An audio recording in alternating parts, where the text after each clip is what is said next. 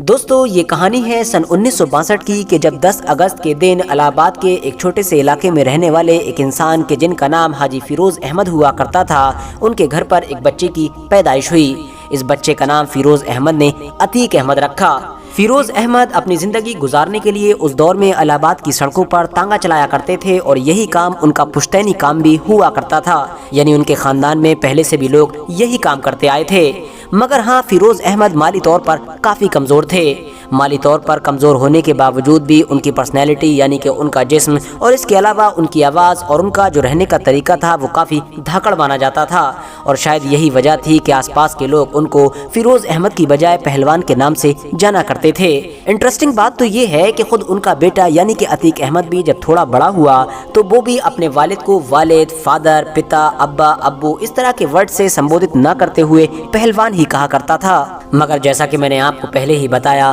کہ فیروز احمد پرسنالٹی سے بھلے ہی پہلوان تھے مگر فائنینشلی یعنی مالی طور پر تو کافی کمزور تھے۔ دوسری طرف عتیق احمد بڑا ہوتے ہی جلد سے جلد زیادہ سے زیادہ پیسہ کمانا چاہتا تھا۔ ظاہر ہے عتیق احمد کو ٹانگے اور گھوڑے والے اپنے پشتینی کام میں کوئی انٹرسٹ تھا نہیں، پڑھائی میں بھی اس بندے نے شروع سے کوئی دلچسپی دکھائی نہیں تھی، تو اب صرف اور صرف عتیق احمد کے سامنے پیسہ کمانے کے لیے ایک ہی راستہ بچا تھا، جو راستہ نہ صرف کافی شارٹ کٹ تھا بلکہ دیکھنے میں عتیق احمد کو سب سے آسان بھی معلوم ہوتا تھا، اور یہ راستہ تھا کرائم کا راستہ۔ اور ویسے بھی اس دور میں اس علاقے کا کچھ ماحول بھی ایسا تھا کہ زیادہ تر نوجوان لڑکے یا تو پڑھ لکھ کر چھاتر نیتا بننا چاہتے تھے اور چھاتر نیتا بن کر اوپر کی پولیٹکس میں جانا چاہتے تھے، یا پھر جو بچے پڑھائی لکھائی میں دلچسپی نہیں لیا کرتے تھے وہ کرائم کی دنیا میں انڈلج ہو جاتے تھے، اور یا تو ڈان بننا چاہتے تھے یا باہوبلی بننا چاہتے تھے یا پھر اسی طرح کے ہی کوئی اور بڑے کرمنل بننا چاہتے تھے۔ RH نیٹ ورک کی نالجبل فرینڈز اگر بہت ساری رپورٹس کی مانے تو عتیق احمد نے کرائم کی دنیا میں انٹری چھوٹی چھوٹی چوریوں سے کی تھی، اور یہ چوریاں تھیں ٹرین کے کوئلوں کی چوریاں۔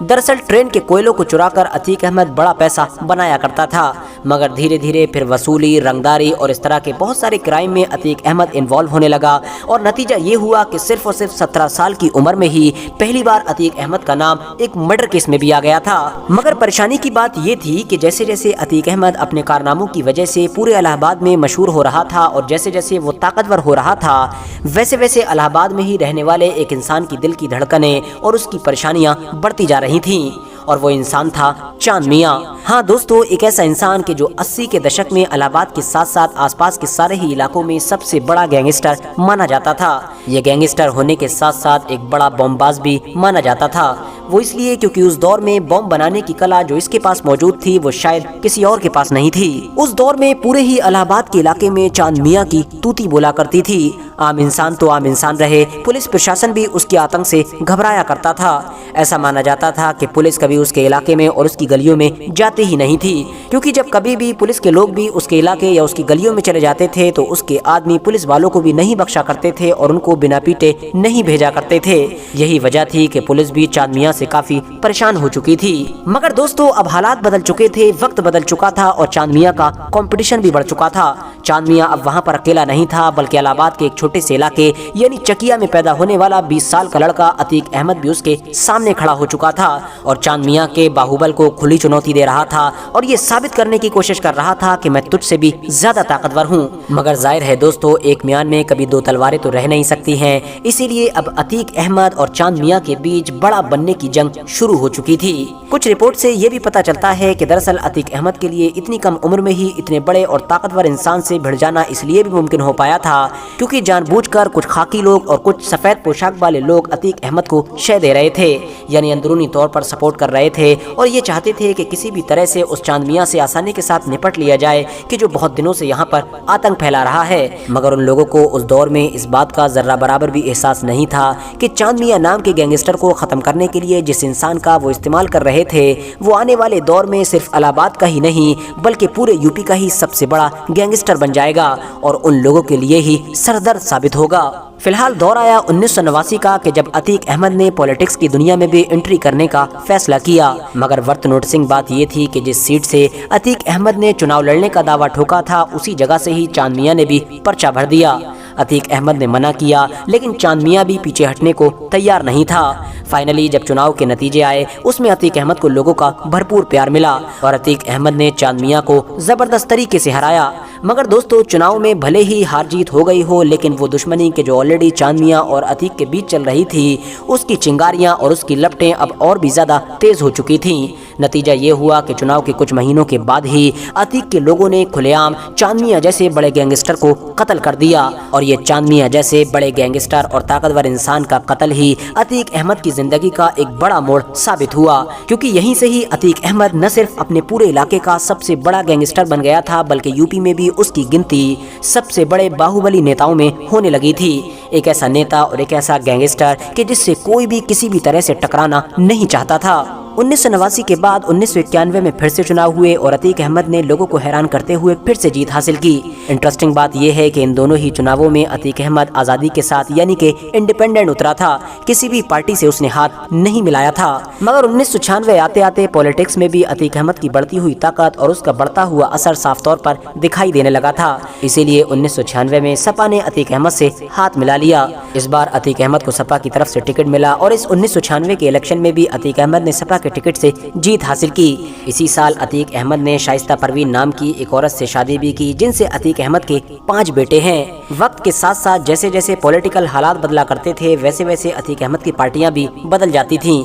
कभी सपा में तो कभी अपना दल में, कभी अपना दल से फिर सपा में, तो कभी आज़ादी के साथ ही चुनाव लड़ने का ऐलान कर देना। मगर इंटरेस्टिंग बात ये थी कि अतीक अहमद चुनाव जैसे भी लड़े, हर चुनाव में जीत ही जाता था। इतना ही नहीं, जैसे जैसे सपा पार्टी में भी अतीक अहमद का कद बढ़ना शुरू हुआ, वैसे वैसे अतीक अहमद की मुलायम सिंह यादव से नजदीकियां बढ़ना भी शुरू हो गईं। और इन बढ़ती हुई नजदीकियों का ही नतीजा था कि फाइनली सन 2004 में अतीक अहमद का वो पुराना ख्वाब भी पूरा हो गया कि जो अतीक अहमद एक लंबे वक्त से देख रहा था, क्योंकि सपा पार्टी ने 2004 में फूलपुर सिटी से एमपी के लिए अतीक अहमद को ही उतार दिया। हमेशा की तरह इस बार भी अतीक अहमद ने भारी जीत हासिल की और इस तरह से कई बार का एमएलए रहा अतीक अहमद अब पहली बार एमपी भी बन चुका था, यानी कि विधानसभा से अतीक अहमद की सीट लोकसभा पहुंच चुकी थी। मुझे उम्मीद है कि आप में से ज्यादातर लोग इस वक्त यही सोच रहे होंगे कि जब अतीक अहमद का क्रिमिनल रिकॉर्ड इतना ज्यादा बड़ा था और खतरनाक था और अतीक अहमद इतना बड़ा गैंगस्टर था, तो आखिर आम लोग उसको वोट क्यों दे दिया करते थे? आखिर क्या वजह थी कि हर बार वो इंसान जीत जाया करता था? तो दोस्तों, आप में से ज्यादातर लोगों ने ऑलरेडी बहुत सारी हॉलीवुड और बॉलीवुड मूवीज में ये चीज नोटिस की होगी कि जब भी किसी फिल्म में किसी गैंगस्टर को दिखाया जाता है या किसी बाहुबली इंसान को दिखाया जाता है, तो उसकी गरीब और कमजोर लोगों में इमेज बहुत अच्छी दिखाई जाती है, क्योंकि रियल जिंदगी में भी हिस्टोरिकली ये चीज महसूस की गई है कि जितने भी गैंगस्टर रहे हैं, जितने भी बाहुबली या इस तरह के बड़े बड़े ताकतवर लोग रहे हैं, वो लोग गरीब और कमजोर लोगों के या तो हमदर्द होते हैं या फिर हमदर्द बनने की एक्टिंग करते हैं। और बिल्कुल यही मामला अतीक अहमद के साथ था। अतीक अहमद का भले ही बहुत खतरनाक और बड़ा क्रिमिनल रिकॉर्ड था, मगर उसके बावजूद भी वहाँ के जो गरीब और कमजोर लोग थे, उनमें अतीक अहमद की छवि बहुत ज्यादा पॉजिटिव थी। इवन अतीक अहमद और उसके भाई का मर्डर हो जाने के बाद भी अगर आप लोगों ने बहुत सारे ऐसे इंटरव्यूज देखे होंगे कि जो मीडिया वालों की तरफ से उसके इलाके में जाकर आम लोगों के लिए गए हैं, तो आप लोगों ने महसूस किया होगा कि जहाँ 50% लोग अतीक अहमद के खिलाफ बोल रहे हैं, उसको जालिम बता रहे हैं, तो वहीं दूसरी तरफ 50% तबका ऐसा भी है कि जो उसको सपोर्ट कर रहा है और ये कह रहा है कि वो तो हमारा मसीहा था, हमारी मदद किया करता था फाइनेंशियली, इवन हमारे बच्चों का पढ़ाई लिखाई का और मेडिकल का खर्चा दिया करता था। कभी हॉस्पिटल्स में हमारे मरीजों को एडमिट नहीं किया जाता था तो एक फोन में ही न सिर्फ एडमिट किया जाता था बल्कि पूरा वीआईपी ट्रीटमेंट दिया जाता था। तो दोस्तों, यही वो तबका था कि जो अतीक अहमद का एक बड़ा वोट बैंक था। इसके अलावा इलाके के बहुत सारे अमीर और ताकतवर लोगों का वोट अतीक अहमद के डर की वजह से भी मिल जाया करता था। बाकी बची कुची कसर वो पार्टी का नाम पूरा कर दिया करता था कि जिस पार्टी से अतीक अहमद चुनाव में उतरा करता था। मगर दोस्तों, जहां एक तरफ सन 2004 में अतीक अहमद ने एमपी बनकर अपनी राजनीतिक जिंदगी की सबसे बड़ी ऊंचाई को छुआ था, तो वहीं इसी साल ही अतीक अहमद ने एक ऐसा कांड भी कर दिया था कि जिसकी वजह से अतीक अहमद के वो पर ही कट गए थे कि जिन परों से लगातार वो अपनी जिंदगी में ऊपर को उड़ता जा रहा था। न सिर्फ पर कटे बल्कि उसके बाद लगातार अतीक अहमद ऊपर की बजाय नीचे ही आता चला गया। दरअसल हुआ ये था कि सन 2004 में जब अतीक अहमद एमपी यानी कि लोकसभा सांसद बन गया था, तो जिस सीट से वो एमएलए हुआ करता था वो सीट खाली हो गई थी। इलाहाबाद पश्चिम की ये जो सीट खाली हुई थी, इस जगह पर दोबारा चुनाव हुए और चुनाव में जहां एक तरफ सपा की तरफ से अतीक अहमद ने अपने छोटे भाई अशरफ को उतारा, तो वहीं दूसरी तरफ मायावती की पार्टी यानी बीएसपी ने राजू पाल को उतारा। इस इलेक्शन में बीएसपी के राजू पाल ने अतीक अहमद के भाई अशरफ अहमद को 4000 वोटों से हराया। मगर दोस्तों, अतीक अहमद के लिए ये हार सिर्फ इलेक्शन की हार नहीं थी, बल्कि वजह यह थी कि राजू पाल तो खुद गैंगस्टर हुआ करता था। उसके ऊपर उस वक्त 25 मुकदमे दर्ज थे और ये वही राजू पाल था कि जो किसी दौर में अतीक अहमद के साथ हुआ करता था और अतीक अहमद का राइट हैंड माना जाता था, यानी उसी के इशारों पर काम किया करता था। तो इसीलिए अब अतीक अहमद को लगता था कि राजू पाल ने मेरे भाई को सिर्फ इलेक्शन में ही नहीं हराया है, बल्कि उसने तो मेरे पूरे बाहुबल को ही चुनौती दी है और मुझसे आगे निकलने की कोशिश की है। बस इसी वजह से दुश्मनी शुरू हुई और सिर्फ इलेक्शन जीतने के 2 महीने के बाद ही अतीक अहमद के लोगों ने बड़ी बेदर्दी के साथ राजू पाल का कत्ल कर दिया। ये कत्ल भी कोई आम कत्ल नहीं था, बल्कि ऐसा कत्ल था कि जिसने उस दौर में पूरे यूपी को हिलाकर रख दिया था। 25 जनवरी सन 2005 के दिन जब राजू पाल अपने पूरे काफिले के साथ जा रहा था, तभी अतीक अहमद के शूटर्स ने अचानक से राजू पाल के पूरे काफिले पर हमला किया। इस हमले में राजू पाल के कई गोलियां लग चुकी थी, मगर फिर राजू पाल के समर्थकों ने टेम्पो के जरिए से राजू पाल को हॉस्पिटल ले जाने की कोशिश की। दूसरी तरफ अतीक अहमद के जो शूटर्स थे, उनको ये महसूस हुआ कि शायद राजू पाल अभी भी जिंदा है। उन्होंने उस टेम्पो का पीछा किया और टेम्पो को बार बार घेर कर उसके ऊपर फायरिंग करते रहे। रास्ता भर उस टेम्पो के ऊपर इतनी फायरिंग की गई थी कि हॉस्पिटल पहुंचते पहुंचते राजू पाल के ऑलरेडी 19 गोलियां लग चुकी थी। हॉस्पिटल पहुंचकर डॉक्टर्स ने भी उसकी बॉडी को मरा हुआ घोषित कर दिया था। रिपोर्ट की माने तो इस हत्या से सिर्फ 9 दिन पहले ही राजू पाल की शादी हुई थी और 9 दिन के बाद ही उसकी बीवी के जिसका नाम पूजा पाल था, वो दरअसल विधवा हो चुकी थी। इस चीज का मायावती की बसपा ने भरपूर फायदा उठाया और बसपा के जितने भी कार्यकर्ता थे, उन्होंने पूरे शहर में तोड़फोड़ शुरू कर दी और धरना प्रदर्शन देने लगे। इतना ही नहीं, सन 2005 में ही यानी कुछ वक्त के बाद ही जब उस सीट पर दोबारा उपचुनाव करवाए गए, तो मायावती की बसपा ने पूजा पाल को ही अपनी तरफ से उतार दिया। दूसरी तरफ सपा ने भी ये देखते हुए एक बार फिर से अशरफ को ही मैदान में उतारा। राजू पाल की बीवी पूजा पाल के जिसके हाथों की अभी मेहंदी भी पूरी तरीके से नहीं उतर पाई थी, उसने उसी मेहंदी को लोगों में जा जाकर दिखाया और लोगों की हमदर्दी हासिल करने की कोशिश की। मगर इन तमाम चीजों के बावजूद भी पूजा पाल को लोगों का समर्थन न मिल सका और आखिरकार इस इलेक्शन में जीत हुई अतीक अहमद के भाई अशरफ की। ये जीत भले ही हासिल कर ली गई थी, मगर इस बात में भी कोई शक नहीं था कि अब अतीक अहमद का जो पॉलिटिकल करियर था वो दरअसल ढलने लगा था और बची कुची कसर पूरी हो गई सन 2007 में। सन 2007 में एक ऐसा टर्निंग पॉइंट आया कि जिसने अतीक अहमद के ताबूत में आखिरी कील ठोक दी। दरअसल दोस्तों, यही वो साल था कि जिस साल इलाहाबाद में वो मदरसा कांड हुआ था कि जिसने अतीक अहमद की छवि को आम गरीब और उन कमजोर लोगों में भी बदल कर रख दिया था कि जो किसी दौर तक अतीक अहमद को अपना हमदर्द समझा करते थे। ये कहानी है इलाहाबाद के महमूदाबाद के इलाके में मौजूद एक ऐसे मदरसे की कि जिसको मदरसा जामियातुस सालिहातुल इस्लामिया के नाम से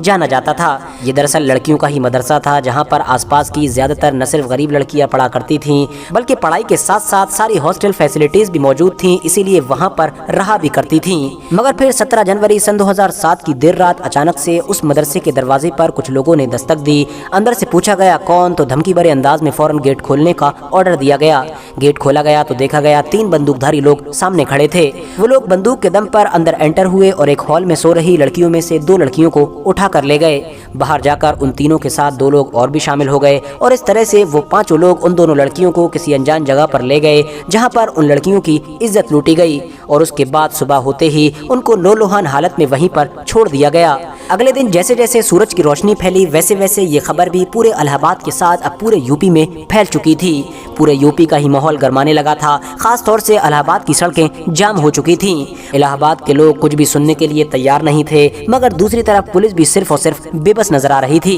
और उसकी क्लियर वजह ये थी कि जिन लोगों ने इस हरकत को अंजाम दिया था वो दरअसल कोई और नहीं बल्कि अतीक अहमद के छोटे भाई अशरफ के बहुत करीबी लोग थे। इसीलिए पुलिस उन लोगों के दबाव में कुछ कर नहीं पा रही थी। शुरू में तो पुलिस प्रशासन ने सिर्फ छेड़खानी का ही मुकदमा दर्ज किया था, मगर बाद में जब ये महसूस हुआ कि अब हालात बहुत ज्यादा बुरे होते जा रहे हैं, तो मजबूरी में पुलिस को ये दिखाना पड़ा कि हम लोग बड़ी तेजी के साथ इन्वेस्टिगेशन कर रहे हैं। उन लोगों ने बलात्कार के साथ साथ बहुत सारी संगीन धाराओं के साथ मुकदमे दर्ज किए और मुकदमे दर्ज करने के बाद 5 लोगों को गिरफ्तार भी किया। जिन 5 लोगों को जल्दबाजी में पुलिस की तरफ से माहौल ठंडा करने के लिए गिरफ्तार किया गया था, उनमें से कोई तो दर्जी था, कोई रिक्शा चलाता था, तो कोई इसी तरह के ही किसी दूसरे पेशे से जुड़ा हुआ था। पूरा इलाहाबाद जानता था कि पांचों पकड़े गए लोग बेगुनाह और मजलूम हैं, इसीलिए कुछ वक्त के बाद ही पुलिस की तरफ से उनको छोड़ भी दिया गया था। आज़ाद होने के बाद उन पांचों ही लोगों ने बताया था कि पुलिस ने हम लोगों के ऊपर दबाव बनाया था और हर हाल में हम लोगों से कहा था कि तुम इस बात को कबूल कर लो कि तुम ही इस कांड में शामिल थे। फिलहाल दोस्तों, आम लोगों की तरफ से बहुत कोशिशें की गई थी, मगर उसके बावजूद भी जो रियल अपराधी थे उनको कभी भी नहीं पकड़ा जा सका।